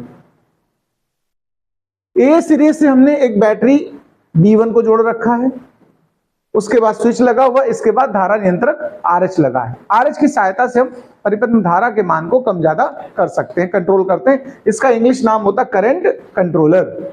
ठीक है, जिस सेल का हमें आंतरिक प्रतिरोध ज्ञात करना वो यहां लगा। देखिए बिंदु A से इसको जोड़ा, ध्यान से देखना इसका कनेक्शन। इस सेल का कनेक्शन कहां से लिया मैंने? बिंदु A से। बिंदु A से ये सेल लगा। देखो सेल को ऐसे हमने बाउंड्री से दिखाया हुआ है, ऐसे सेल का सिंबल ही होता है। पीछे जब चैप्टर शुरू किया था तो बताया था हम लोग कहीं परिपथ में सेल दिखाएंगे तो उसको 2 बैटरी बनाएंगे और छोटा सा ऐसे प्रतिरोध दिखा देंगे। ये जो स्मॉल आ रही है आंतरिक प्रतिरोध है, इसी का मान तुम्हें चाहिए यहाँ इस जगह पर। एक स्विच लगा दिया K2, जब मना तो बंद कर सकते हैं इसको। ये हमारा जो ये लगा इसको बोलते हैं ओम बॉक्स या प्रतिरोध बॉक्स। ये जो आपको ये दिखा रहा हूं मैं, ये बक्सा, इसका नाम क्या है? प्रतिरोध बॉक्स। क्या है? प्रतिरोध बॉक्स, या इसी को चूंकि ओम प्रतिरोध का मात्रक होता है तो इसे ओम बॉक्स भी कहते हैं। ठीक है, लैब में आपको ये देखने को मिलेगा। इसमें कई टेप लगे होते हैं, मैं फिर भी दिखा देता हूं आपको ओम बॉक्स कैसा होता है। जरा बात करते हैं कैसा होता है, इसकी जरा शक्ल दिखा देते हैं।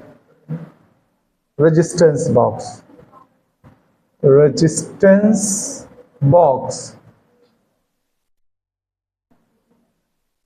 देख लो। बाय द वे लैब ना जाओ तो कम से कम रेजिस्टेंस बॉक्स तो जानो कैसा होता है। ये देखिए कई रेजिस्टेंस बॉक्स हैं, इनमें से कोई छोटा सिंपल। आप जब लैब में जाओगे तो ये सब देखने को मिलेंगे। ये उठा लें, थोड़ा छोटा है। देखो ऐसे एक बॉक्स दिया होगा आपके लैब में। जब आप लैब जाएंगे ना तो आपको ऐसे एक बॉक्स देखने को मिलेगा। देखिए ये यहां पर पेच लगे होते हैं, इस वाले में पेच नहीं है, मैं वापस लाता हूं उसको, पेच को, पेच वाला मतलब डिमरी जिस पे लगी हो, ये देखो, ये देखो ये पेच लगे हैं, यहां पर मान भी लिखे होते हैं, देखना जरा गौर से, आप जरा ध्यान से देखो, ये जो सब प्लग लगे हैं, पूरे प्लग लगे हैं, इनमें से जिस जगह का प्लग आप उखाड़ लेंगे, मान लीजिए ये देखो, ये सब ओम में यहां वैल्यू भी लिखी नीचे, ये हमें ज्ञात प्रतिरोध होता है, ज्ञात मतलब इसका मान हमें पहले से पता हो जाता है, क्यों, जिस जगह का प्लग उठा, मान लो यहाँ 500 ओम लिखा है, कितना लिखा है, ये वाला प्लग उखाड़ लोगे बाहर तो परिपथ में कितना प्रतिरोध काम करेगा, 500 ओम, यानी जिस जगह का आप प्लग निकाल लेंगे बक्से से, उस जगह जो मान लिखा है वो उतना प्रतिरोध लगने लगेगा, ठीक है। तो इसको ज्ञात प्रतिरोध इसीलिए तो कहते हैं कि हमें पहले से इसका मान ज्ञात है कि कितने ओम का हमने निकाला है। इसको हम लोग अक्सर कहीं भी कैपिटल आर, यानी अगर हमें बाह्य प्रतिरोध कहीं डालने की इच्छा होती है तो इस बॉक्स का इस्तेमाल करते हैं। इसका नाम क्या है, ओम बॉक्स या प्रतिरोध बॉक्स, ठीक है। ओम बॉक्स इसलिए क्योंकि प्रतिरोध का मात्रक ओम होता है, इसलिए। तो अब ये तो कहीं मिल जाए लैब में तो आसानी से पहचान जाओगे कि नहीं, बताओ। प्रैक्टिकल लैब में ये होता है, बाद बाकी आपके दिखाया जाए तो बढ़िया, नहीं दिखाया तो कोई बात नहीं। तो ओम बॉक्स आप जान गए, यही बॉक्स वहां पर हमने यूज किया हुआ है। फिलहाल इन दोनों बॉक्स को हटा देते हैं हम। अरे यार बाहर आओ, वहां क्या कर रहे हो। इस बॉक्स को भी हटा देते हैं और किनारे रख देते हैं, जरूरत पड़ेगी तब उठाएंगे, अगर पड़ी तो, नहीं पड़ेगी तो कोई बात नहीं। आइए वापस बात करते हैं। तो मैं कह रहा था ये ओम बॉक्स लगा, यहां पर 1 ओम 2 ओम, 2 ओम के 2 होते हैं, ध्यान रखना, 2 वाला डबल डबल होता है, 2 ओम के 2, 20 ओम के 2, 200 ओम के 2, 2000 ओम के 2, जब भी जितना भी बड़ा बनाओ मतलब ऐसा होता है। खैर फिर वापस आते हैं। तो ये चीजें आप समझ ही गए हो ना, कोई दिक्कत तो नहीं इतना समझने में, बताओ भैया लोग, ठीक है। ये तो आपको डायग्राम बनाना है, इसके बारे में 2-4 लाइन आप लिख भी सकते हो। तो जैसे मैं थोड़ा लिख देता हूं, फिर अनुप्रयोग पे आते हैं, मतलब पहले इसके बारे में थोड़ा लिख लेते हैं। तो अब लिखेंगे विभव मापी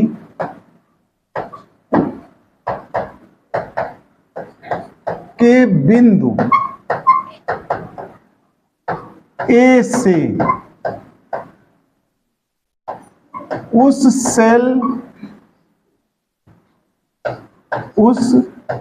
सेल का धन सिरा जोड़ देते हैं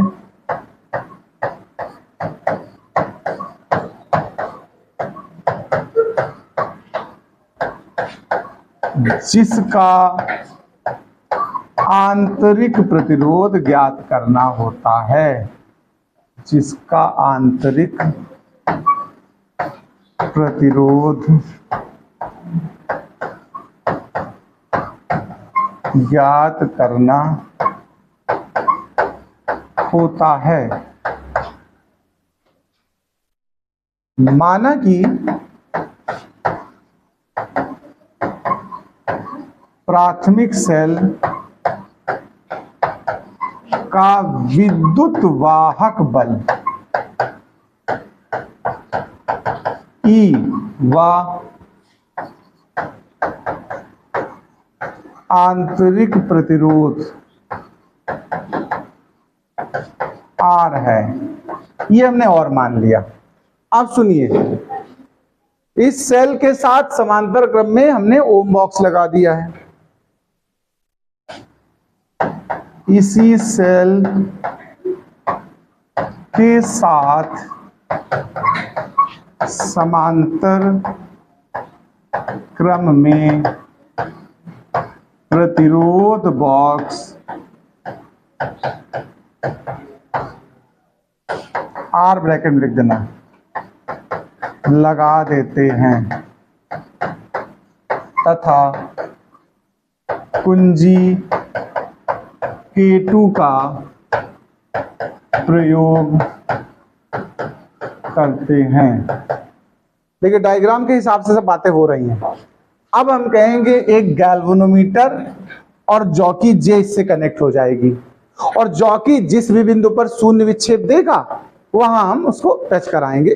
देखो कई जगह इसको टच कराते हैं, कभी यहाँ टच कराएं, कभी यहाँ टच कराएं, बदल बदल के देखते हैं और उसमें विक्षेप देखते हैं धारा मापी में।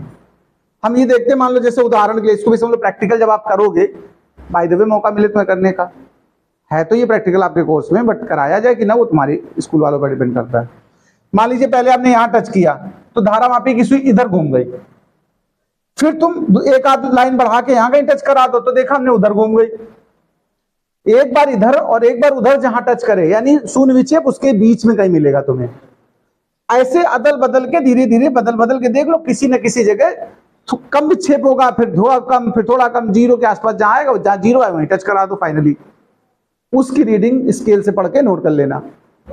एक सावधानी रखना, इस तार पर इसको खिसकाते नहीं है कभी। कुछ बच्चे क्या करते, जल्दी में बहुत रहते हैं, धरी चौकी और यहीं से खिसकाते चले गए तो इस तरफ मान लो विक्षेप आया था, जैसे जैसे खिसकाते जाएंगे तो सुई अपने आप ऐसे घूमती जाएगी। देखो यहां धर के खिसकाते खिसकाते खिसकाते खिसकाते चले गए और जहां पर शून्य विक्षेप आना, जब वहां पहुंचेंगे तो सुई अपने आप जीरो के सामने आ जाएगी। बस इसमें एक बार अटेम्प्ट करने से ही सॉल्व हो जाता है, मतलब जीरो विक्षेप आ जाता है। लेकिन ये किया नहीं जाता है। अब कहोगे काहे नहीं सर करेंगे? अगर सभी लोग खिसकाने लगे इसके ऊपर तो तार घिस जाएगा जो इसमें लगा है। कई प्रैक्टिकल के बाद घिसने से क्या होगा, सब जगह बराबर नहीं घिसेगा, कहीं कम घिसेगा, कहीं ज्यादा घिस जाएगा। और ये तार समान मोटाई का हो तभी सही वैल्यू देता है, रीडिंग सही आती है। कहीं कम, कहीं मोटा, कहीं पतला हो जाएगा। बहुत लोग को हमारी बात पे विश्वास नहीं हो रहा होगा, आंखें फाड़ के देख रहे हैं, तार घिस जाएगा बता रहे हैं ऐसे खिसकाने से। तो तुमने एक सूत्र सुना होगा, करत करत अभ्यास के जड़मति होए सुजान, रसरी आवत जात ते सिल पर परे निशान। सुना कि नहीं सुना ये दोहा? अच्छा, कुछ लोगों ने नहीं भी सुना है। ये आया कहां से हो बता दें। एक बालक था, उसका पढ़ाई लिखाई मन नहीं लगता था। अब जो सही से पढ़ते नहीं, सोचो जरा उनका स्कूल में स्वागत कैसे होता, सोच सकते हो। उनके टीचर खूब हौंक देते थे कस के, और घर से, लेकिन स्कूल नाम है तो घर वाले हौंक रहे थे। तो बच्चा करता क्या था, घर से तो निकलता था पूरा तैयार होकर, और रास्ते में एक मंदिर पड़ता था शिवालय, वहां छुप जाता था और तब तक छुपा रहता था जब तक उसके साथी छुट्टी के बाद वापस नहीं आते थे। उनके साथ शामिल हो जाता था, फिर घर आ जाता था। घर वाले सोचते थे स्कूल गया, स्कूल वाले सोचते थे आया नहीं तो किसको मारे। वो ऐसे अपना उसका टाइम कटता रहा। धीरे धीरे मंदिर में छुपने की जगह वो पुजारी से बातें करने लगा, साफ सफाई करने, थोड़ा इसमें बिजी हो गया। इसकी प्रक्रिया ऐसे चलती रही कई दिन तक। एक दिन उसने कुएं से पानी खींच रहा था वो मंदिर सफाई के लिए, तो आपको, अब तो चूंकि इसका इस्तेमाल नहीं होता, हो सकता आपको ना ज्ञान हो, कुएं के पास बड़ा सा पत्थर रखा रहता था आमतौर पे, उससे ही रस्सी होकर के गुजरती थी ऐसे। तो उस पत्थर में कई जगह घिसे हुए निशान बने थे, काफी गहरे गहरे। तो उस बालक को लगा पत्थर किसने काटा है, तो पूछा पुजारी जी से कि ये पुजारी जी पत्थर किसने काट दिया। तो पुजारी जी ने कहा ये जो रस्सी बार बार यहाँ से ऐसे खींचते हो तुम, इससे घिस गया पत्थर। तो लड़के ने कहा आप भी मजाक वो बढ़िया करते हो, रस्सी इतनी मुलायम कोमल और इतना मजबूत पत्थर कैसे घिस गया होगा। तब ये उन्होंने दोहा बोला, क्या, करत करत अभ्यास के जड़मति हो सुजान, रसरी आवत जात से सिल पर पड़े निशान। सिल माने पत्थर पर। भावार्थ ये कि चाहे मूर्ख व्यक्ति भी हो, प्रैक्टिस करता रहे तो उसको उस चीज की काफी ज्यादा नॉलेज हो जाती है। ये उस बालक को समझ में आ गई बात। अगले दिन से स्कूल जाने लगे कि कुछ दिन मार खाएंगे, कोशिश करेंगे तो आने लगेगा। तो वही मैं कह रहा हूं, जब पत्थर घिस सकता है रस्सी से, तो ये तो धातु का है और चौकी भी धातु की है, घिस जाएगी कि नहीं घिस जाएगी। तो ये सावधानी है, ध्यान रखिएगा। अगर कभी सावधानी पूछी जाए प्रैक्टिकल में तो ये एक सावधानी है कि कभी भी जॉकी को तार पर खिसकाते नहीं है, उठा उठा के टच कराते हैं और उसकी सहायता से हम शून्य विक्षेप प्राप्त करते हैं। तो मान लीजिए यहां शून्य विक्षेप आ गया, ठीक है। तो अब इसके बारे में लिख देना है कि एक धारा मापी जी और एक जॉकी जे जो शून्य विक्षेप देगी हमें, इसको जोड़ देते हैं। तो सेल के ऋण सिरे से धारा मापी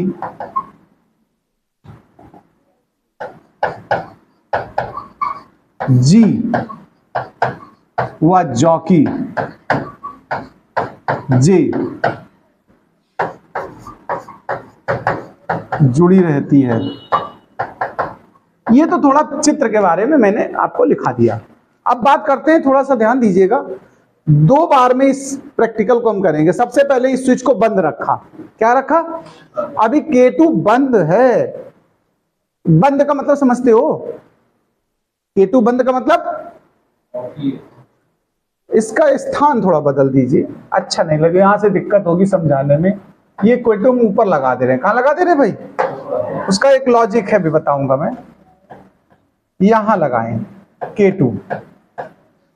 अभी K2 को हमने बंद कर रखा। बंद मतलब होता है कनेक्शन नहीं दिया, ऑन नहीं किया। अच्छा एक बात बताओ, जब हम ऑन ना करें इसको तो ये वाली भुजा काम करेगी क्या? बताओ, यहां से कनेक्शन काट दो तो क्या प्रतिरोध बॉक्स का प्रतिरोध काम करेगा परिपथ में? नहीं काम करेगा ना। तो केवल धारा किसकी वजह से गुजरेगी? सेल की वजह से। यानी सेल का केवल आंतरिक प्रतिरोध ही तो परिपथ में काम करेगा कि नहीं करेगा? मेरी बात को थोड़ा ध्यान से सुनिए, इतने हिस्से को हम दोबारा अलग समझा दें तो तुम शायद समझ पाओगे। मैं यहां ये बताना चाहता हूं कि देखो, एक सेल लगा है और ये इसका आंतरिक प्रतिरोध है, यहां प्रतिरोध बॉक्स लगा है। सिर्फ उतने हिस्से को समझा रहे हैं, देखना जरा गौर से। यहां से आगे का हिस्सा है। मैं ये कहूं कि अभी ये स्विच ऑफ है। क्या है भाई? ऑफ है। तो ऑफ है मतलब सर्किट से कनेक्ट नहीं है, यही तो मतलब हुआ इसका। तो केवल जो प्रभाव होगा वो विद्युत वाहक ही का होगा और आंतरिक प्रतिरोध आर का होगा। इस समय हम अगर शून्य विक्षेप प्राप्त करें, वो मान लो L1 लंबाई पे आया। कहां आया? L1 लंबाई पे आया। वो वैल्यू तो नोट ही कर लोगे स्केल से देख के। तो हम अगर विभव प्रवणता वाले कॉन्सेप्ट का इस्तेमाल करें तो E बराबर KL होता कि नहीं होता है? तो K L1 लिखोगे कि नहीं लिखोगे? बताओ। यानी जब ओम बॉक्स नहीं यूज किया सर्किट में, तब परिपथ में सीधा विद्युत वाहक बल काम कर रहा था। क्या काम कर रहा था? इसलिए समीकरण क्या बना? EKL1। बात को समझिएगा।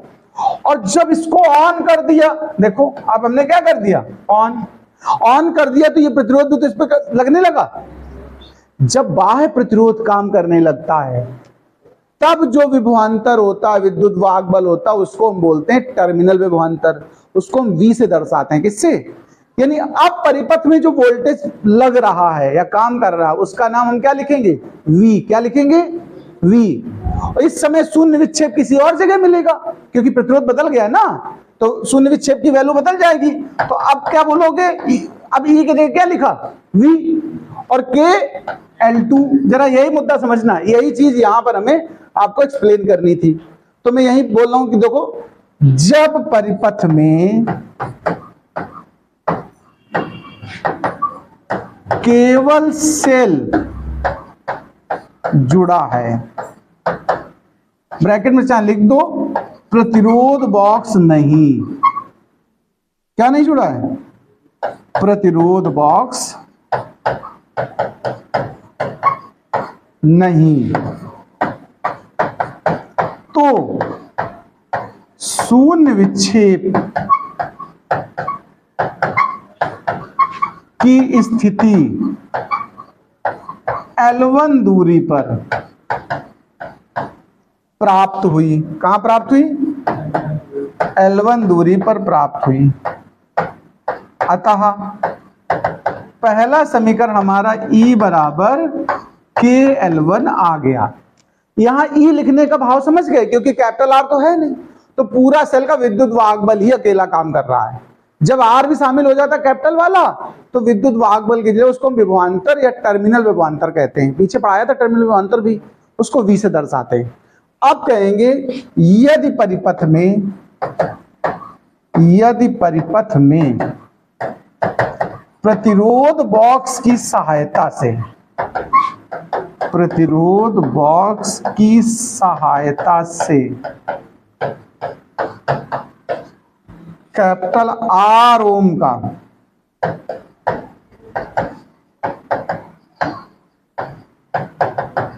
प्रतिरोध लगा दिया जाए, तो शून्य विक्षेप L2 दूरी पर मिलेगा। अब समीकरण देखो, V बराबर हो गया क्या, KL2। ये हो गया समीकरण नंबर 2। या पीछे समीकरण पढ़े हो तो भाई बदल देना नाम, उसमें कोई फर्क नहीं। अब इन दोनों को कुछ छूट रहा है क्या बच्चा लोग, कुछ मिस्टेक है, कहीं एरर है, कुछ चीज नहीं समझ में आ रही क्या, पूछ लो अगर कुछ डाउट हो। ऊपर क्या लिखा है ये कह रहे हो? अच्छा, जब परिपथ में केवल सेल जुड़ा, बोला होगा, लिखना भूल गए होंगे, ठीक है, अच्छी बात है। क्या जुड़ा हो? केवल सेल जुड़ा हो, ठीक है। अब सुनो, समीकरण 1 बटे समीकरण 2 कर दो।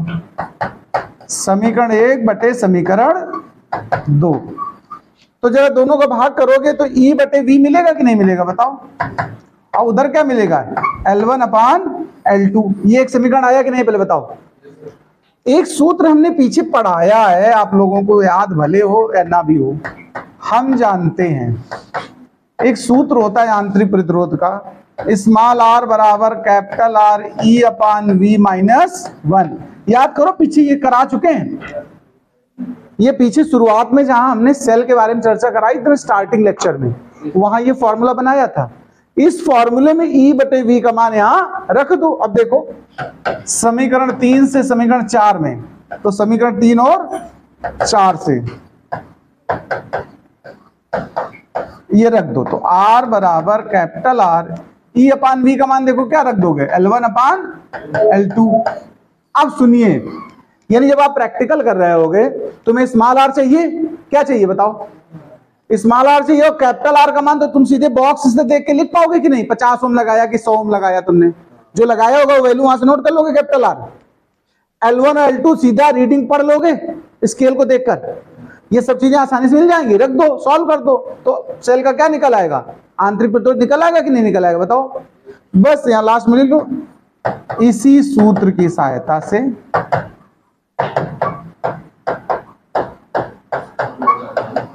किसी प्राथमिक सेल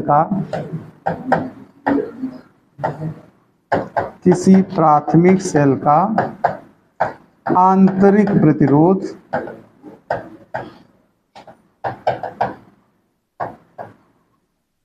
ज्ञात कर सकते हैं। इतना नोट करो, फिर आगे की बात करते हैं। देखिए अब एक और पॉइंट पर बात करेंगे कि जो विभव मापी है वो वोल्ट मीटर से ज्यादा सुपीरियर क्यों है, अच्छा क्यों, श्रेष्ठ क्यों है। तो इसका भी आप हेडिंग डालेंगे, विभव मापी की वोल्ट मीटर पर श्रेष्ठता, superiority of potentiometer over volt meter.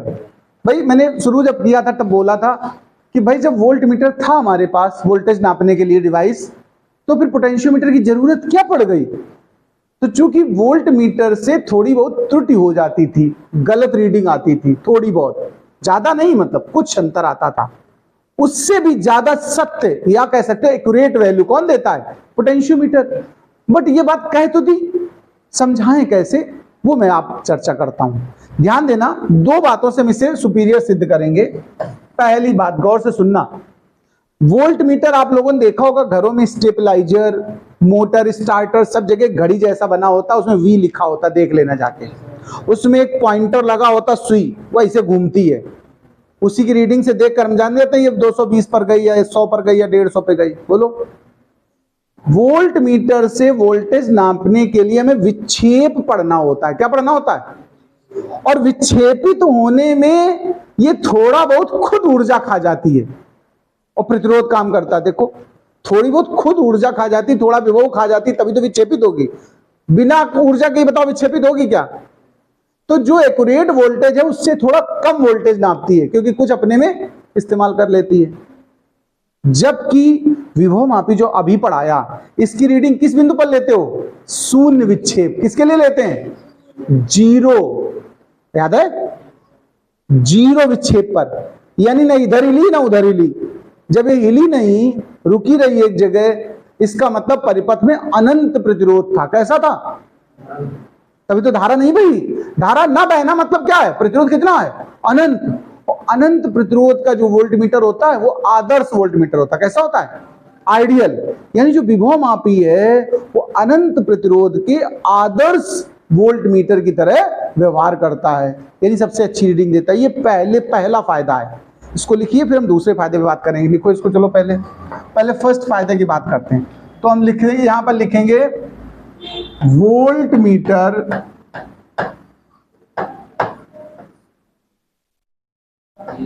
के विक्षेप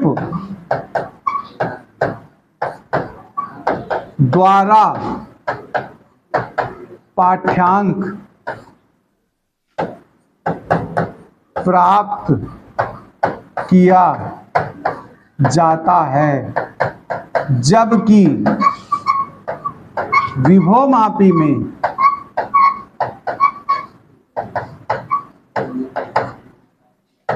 शून्य विक्षेप की स्थिति, शून्य विक्षेप की स्थिति का प्रयोग करते हैं। अर्थात परिपथ में कोई धारा प्रवाहित नहीं होती है, प्रवाहित नहीं होती है।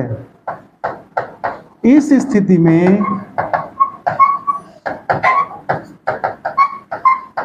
विभवमापी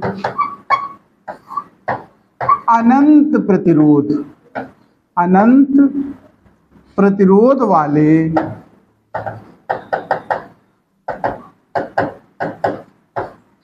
वोल्ट मीटर, अनंत प्रतिरोध वाले आदर्श वोल्ट मीटर, ये सब लगा देना। आदर्श मतलब सबसे बढ़िया वोल्ट मीटर की तरह काम करता है। आदर्श वोल्ट मीटर की भांति कार्य करता है और त्रुटि की न्यूनतम संभावना रहती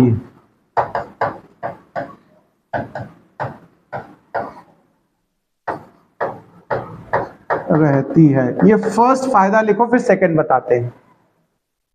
सेकंड बेनिफिट की बात करते हैं। देखो एक बात सुनो, जब शून्य विक्षेप पढ़ना है तो चूंकि जीरो पे ये पॉइंटर होगा, तो इसमें पढ़ने के पहली बात तो त्रुटि नहीं होगी, आपको देखने में कोई गलती नहीं होती है।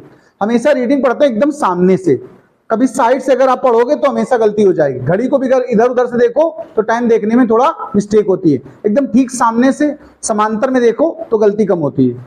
तो पहली बात सुनिए, जो विभवमापी है वो शून्य विक्षेप पे प्रयोग होता है, तो इसमें पढ़ने में गलती नहीं होती है। और जो वोल्ट मीटर वो किसी न किसी विक्षेप पे जाता है हिल करके, तो उसमें रीडिंग करने में, देखने में, रीड करने में एरर होती, पहली बात गलती। लेकिन हम मान लें कि सामने से पढ़ने में भी आपसे गलती हुई, तो ज्यादा से ज्यादा जो गलती होती ना 1 मिलीमीटर की होती। कितनी? 1 mm की।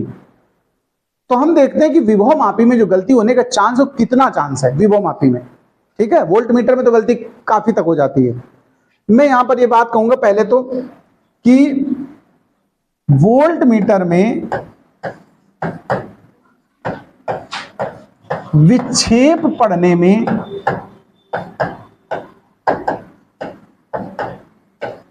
सामान्यतः त्रुटि हो जाती है। थोड़ा बहुत गड़बड़ पढ़ लेता है आदमी, हो जाती है, जबकि विभवमापी में शून्य विक्षेप की स्थिति ली जाती है। शून्य विक्षेप की स्थिति ली जाती है, जिसमें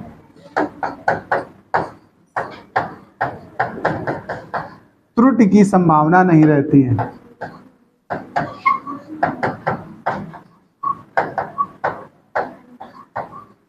नहीं होती है। किंतु यदि एक, किंतु अधिकतम 1 मिलीमीटर, किंतु अधिकतम 1 मिलीमीटर की त्रुटि हो सकती है। अगर मान लो 1 मीटर की त्रुटि हो भी गई तो हम एक उदाहरण ले रहे हैं, जरा देखना। यदि सेल का विद्युत वाहक बल, जो हमने सेल इस्तेमाल किया ना, उसका विद्युत वाहक बल मान लिया हमने कितना है, 2 वोल्ट है, ध्यान देना। और तार की लंबाई, जो विभव मापी उसकी तार की लंबाई कितनी मान ले, विभव मापी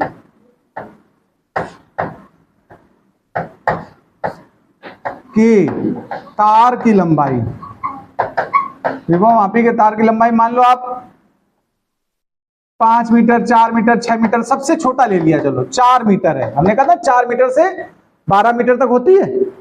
मान लो 4 मीटर लंबाई तार है केवल, इससे ज्यादा ही तार बड़ा लेते हैं, हम 4 मान लेते हैं। तो देखिए जरा त्रुटि होने का चांस कितना है। तो विभव में त्रुटि, देखते हैं कितनी त्रुटि आने का चांस है। देखो टोटल वोल्टेज कितना नापा तुमने, 2 वोल्ट, और तार कितना लिया तुमने, 4 मीटर। चूंकि त्रुटि किसमें हो रही है, मिलीमीटर में, तो 4 मीटर को मिलीमीटर बदलो, क्या बनेगा बताओ। 4 मीटर में कितने मिलीमीटर होते पता है, 1000 होते हैं एक उसमें, तो 4000 हुआ जाके सीधा। अब जरा इसका भाग करना तुम, तो 3 पावर तो ये सीधे 1/2000 हुआ सीधा, तो 2 से भाग दो, 0.5 आया। देखो 1/2 को, और 3 पावर माइनस की चढ़ गई जाके कि नहीं। इनको दशमलव में कन्वर्ट करो अगर, तो देखो कितने डेसिमल खिसकेंगे, यानी चांस देखो कितने वोल्ट का है, 0.0005 वोल्ट। 2 के सामने बहुत कम महत्व की वैल्यू है, या यहीं से अंदाजा लगाते। 2 के सामने कौन सा भाग है, 4000वां भाग। त्रुटि किस हिस्से में हुई जाके, 4000वें भाग में। बात समझते हो, 4000 रुपए में गिनने में सपोज करो किसी ने 1 रुपए का घपला किया हो, तो क्या बहुत महत्वपूर्ण है ये घपला, 4000 में 1 रुपए, कोई खास महत्व नहीं। इस तरह से बहुत त्रुटि कम हुई कि नहीं, तो ज्यादा एक्यूरेट या शुद्ध माप आएगी कि नहीं आएगी। और फिर जितनी ज्यादा लंबाई बढ़ेगी, देखो 4000 के 5000 मीटर होता है, 5 मीटर तार लेते तो और त्रुटि छोटी होती कि नहीं, 10 लेते और छोटी होती। जितना लंबा तार उतनी त्रुटि की परसेंटेज कम, इसलिए ये ज्यादा सुपीरियर है। यह त्रुटि वोल्ट मीटर की तुलना में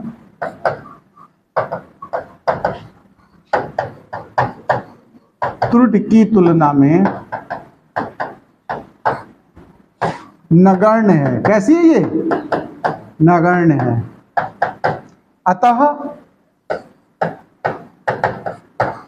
विभव मापी वोल्ट मीटर से अधिक क्या है, सुपीरियर है। सुपीरियर को क्या बोला था, श्रेष्ठ, अधिक श्रेष्ठ है। नोट कर लीजिए भाई।